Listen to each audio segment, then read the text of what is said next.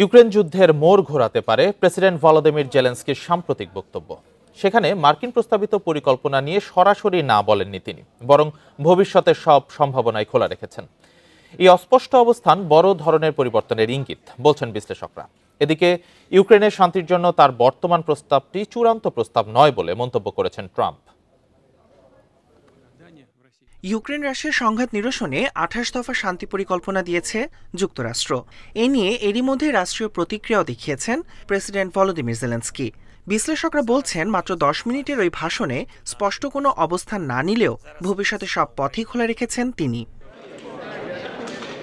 তারা বলছেন, জেলেনস্কি কি পরিকল্পনাটি গ্রহণের প্রস্তুতি নিচ্ছেন, নাকি আলোচনায় এমন শর্ত যুক্ত করতে চান যা প্রস্তাবটিকে অগ্রহণযোগ্য করে দেবে, তা এখনও পরিষ্কার নয়। আবার এটি সময় নেয়ার কৌশলও হতে পারে, যাতে দেশের জনমত ও বিদেশি প্রতিক্রিয়া যাচাই করা যায়।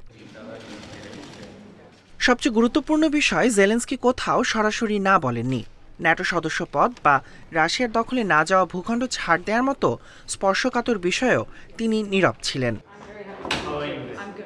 এমন অবস্থায় তার বারবার মর্যাদা শব্দ ব্যবহার অনেককে বিস্মিত করেছে, বিশেষ করে সাম্প্রতিক দুর্নীতি কেলেঙ্কারি মাঝেই যখন তিনি কঠোর সমালোচনার মুখে।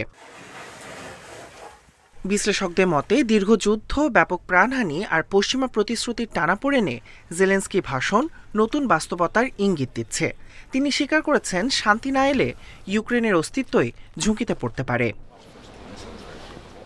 সব মিলিয়ে দেশে ভবিষ্যৎ রক্ষায় বাস্তবসম্মত সমঝোতার দিকেই এগোতে পারে কিয়েভকে।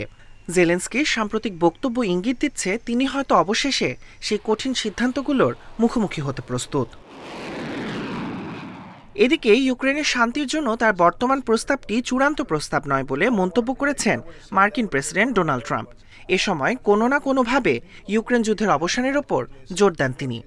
এর আগে রাশিয়া ও ইউক্রেনের মত মিলিয়েই ২৮ দফা পরিকল্পনা খসড়া প্রস্তুত করা হয়েছে বলে জানিয়েছেন মার্কিন পররাষ্ট্রমন্ত্রী Marco Rubio. Tahmid Abrar, independent news.